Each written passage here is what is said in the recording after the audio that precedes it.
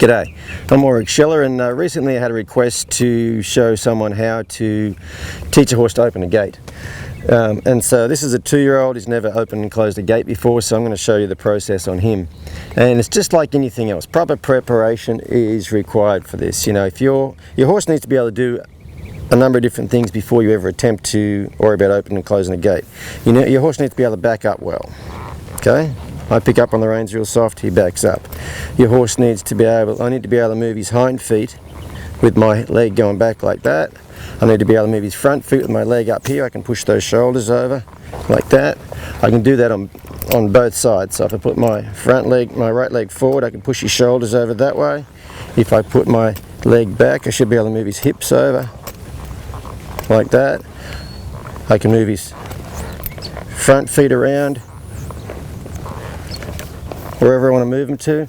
So that's all that's required opening and closing the gate. And most people, I'd say, have trouble opening and closing the gate because they have no control over those parts right there, and then they try to put them all together to open and close the gate, and it's just a wreck. So the next thing you want to be able to do is you want to make sure your horse is confident beside the gate. You know, if you walk your horse up here and he stops and swivels and turns and carries on, that's not going to work very well. So I'm just going to unlatch this gate. Now remember, we're not trying to open and close this gate like we will in the end. We're trying to teach him how to open and close the gate. So I'm just going to push it open. First he's got to go through the gate before I worry about keeping my hand on the gate. So there we go, there's part of it. I can back up well, okay? I can move his front feet over. Good, I can go through here. Now once I'm through, I might, right then he had a little bit of a, not necessarily a spook, but he's a little cautious. So I'm going to walk backwards and forwards through that gap there to make sure he's not worried about that gap before I worry about the rest of the problem.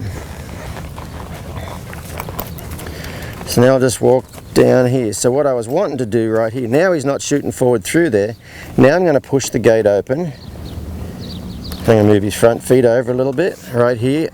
He went to shoot forward right there. You could move him over here and back him back up in that gateway and let him sit there for a minute and say, hey, there's no reason to rush forward right there. Let him sit there and relax. Then I'll go ahead and see if I can get him to come out and around this gate. Move the hind end over there, move the front feet over there. Now I'm too far backwards, so I've got to get him to move forward slightly, like that.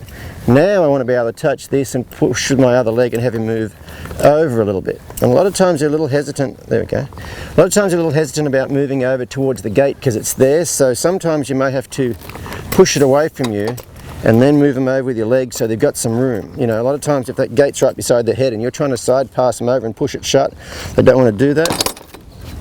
So there, I've done that, and that was a left-handed gate. Now I'm on this side, I'll just turn around.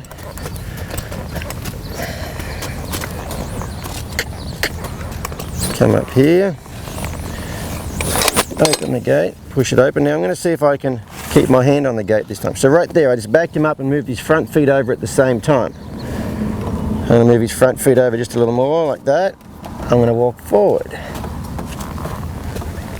Right there, he wanted to rush, so I might just stop him right there. Move that front end over a little bit. Move that hind end over a little bit. Now I'm going to move the front end over a little bit this way. A little further, a little further, and there we go. It's pretty darn simple to open and close a gate if you can operate all the parts of your horse's body. Okay, so once again, you know, make sure your horse is well prepared to do the thing you want it to do, and you won't have any issues doing it. So I hope that helps. See you guys next time.